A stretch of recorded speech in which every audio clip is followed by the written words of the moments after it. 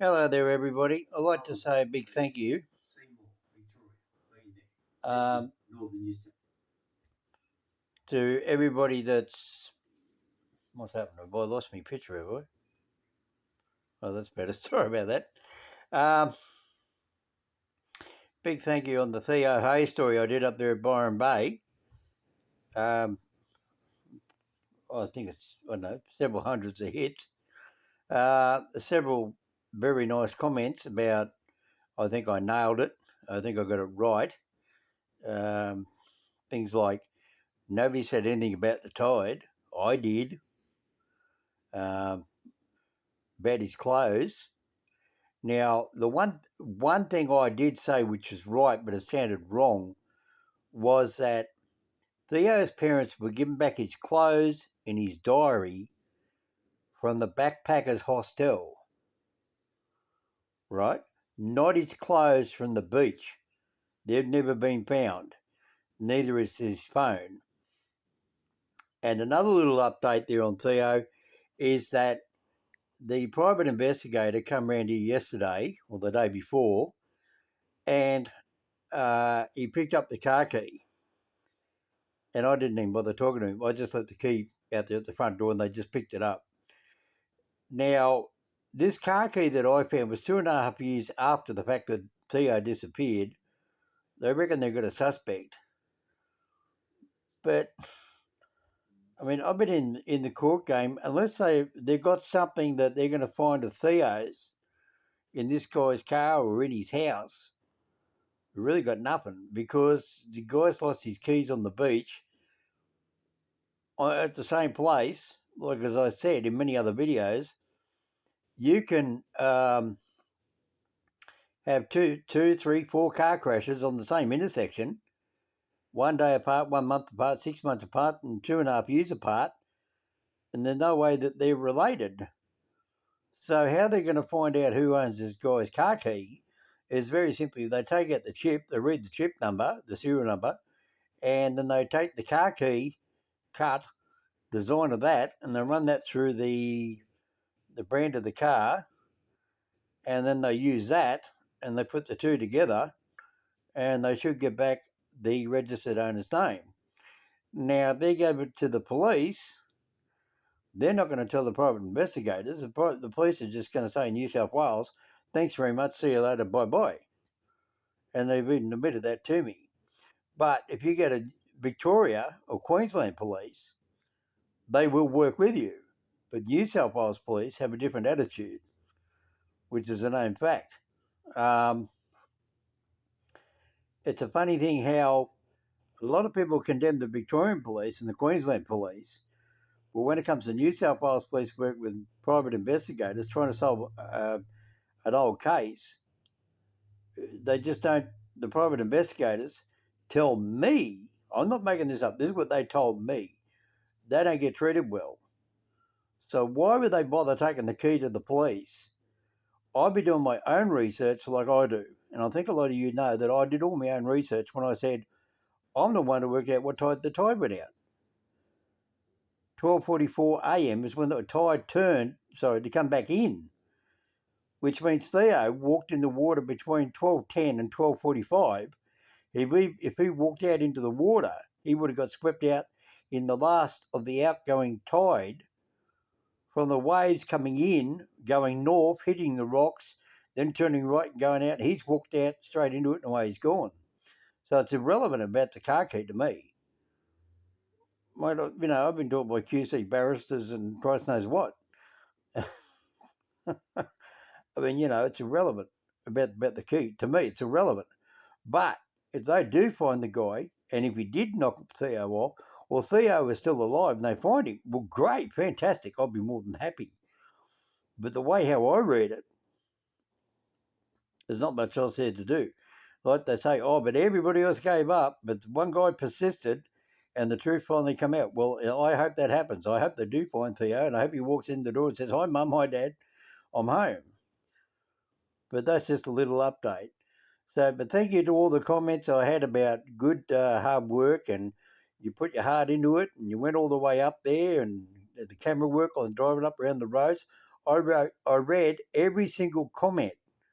There's a guy was even wrote to me in Belgium in your home language. Sorry, can you rewrite it in English? I can't understand the word you wrote, mate. Sorry, I don't. I don't read that language. It's down there in the comments. So if somebody can translate it, read his comment and translate it for me, would you please? Can somebody translate it? I don't understand a word he said. Makes no. It's like me talking Bullamataka to him. Well, I tell him he's a jumbuck. He's going to say, "What the hell? What am I talking about? You're a jumbuck, or I'll go and meet you over there at my Mawulumba, which is an Aboriginal word, which is also the name of a town, which means I'll meet you at my campsite, and it means land of the possums. So if you didn't know, you're going back to your campsite when you go camping in America or Canada or anywhere else. Say to your mate in code, I'll meet you over there at the Mawulumba. And everybody go, what? What are you talking about? And only your mate will know what you're talking about. Mawulumba, an Aboriginal Indigenous of the Northern Rivers tribes, means my campsite. That's what it means. Mawulumba, my campsite. And in the general meaning, it means the land of the possums. It's like Wagga Wagga and Wagga Wagga. You say Wagga Wagga, but it's pronounced Wagga Wagga. Wagga means crow. Wagga Wagga means the land of the many crows. Land of the many crows. So Mr. Hominoid has been around. So as I say in my little thing over there, whenever look, can you see that? It says, I've been everywhere, man. See? Lismore, Sunshine Coast, all those places. And look, there's even bloody Mawulumba. There it is there. Can you see it? Hang on, wait a minute. Here it comes. Here it comes. You'll see the word Mawulumba. It's actually named Mawulumba. Is you talked about Captain. Right? It's actually named a town. It's actually in the song. I'll put it back on again. Sorry. Whoop, lost me picture. So I'll come back. Now this is a very special.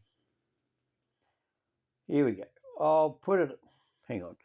Put it on pause and I'll fix it. Well, I was humping my bluey on the dusty Oodnadatta road when along came a semi with a high and canvas covered load. If you got to Oodnadatta, mate, with me you can ride.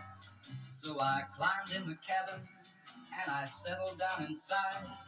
He asked me if I'd seen a road with so much dust and sand. I said, listen, mate, I've traveled every road in this here land, 'cause I've been everywhere, man. I've been everywhere, man. Across the deserts clear, man. I've breathed the mountains in, man. I've traveled, I've had my share, man. I've been everywhere. Been to Tullamore, Seymour, Lismore, Lullaby, Nambour, Wichita, Kilmore, Lullaby, Birdsville, Lemmerville, Wallaville, Connemara, Connemara, Strathmore, Crosspoint, Alladala, Darwin, Ginger, Northern, like. Now, did you see it or did you miss it? Had my share, man, I've been everywhere. Been to Tullamore, Seymour, Lismore, Lullaby, Nambour, Wichita, Kilmore. Now can you see it? The word's called Mawulumba. There it is there. Can you see it? Have a look.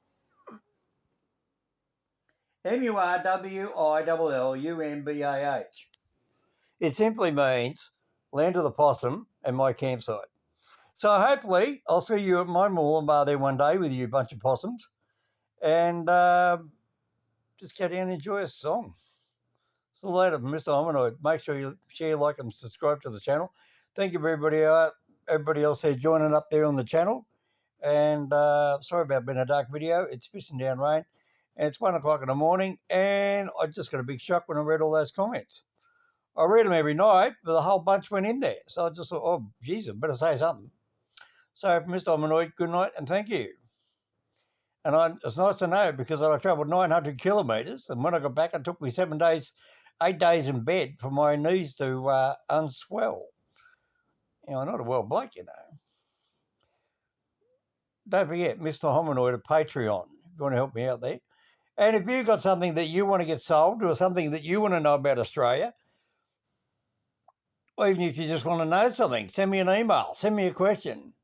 Where is this in Australia? How can I get there? What's it like over there? You want to ask me a question? By all means, type me an email, mrhominoid@gmail.com. I love to hear from you. I'm an Aussie, mate. I'm not a Pom. I'm not an American. I'm not a British. I'm not German or French or Italian or whatever else or Russian. We don't bite. Look, I ain't got no bloody teeth, mate. How can I bite you? Anyway, so g'day from down under, and send me a bloody email, will you? Give me a couple of questions. Give me a trivial question. See if I can answer them for you on your home country.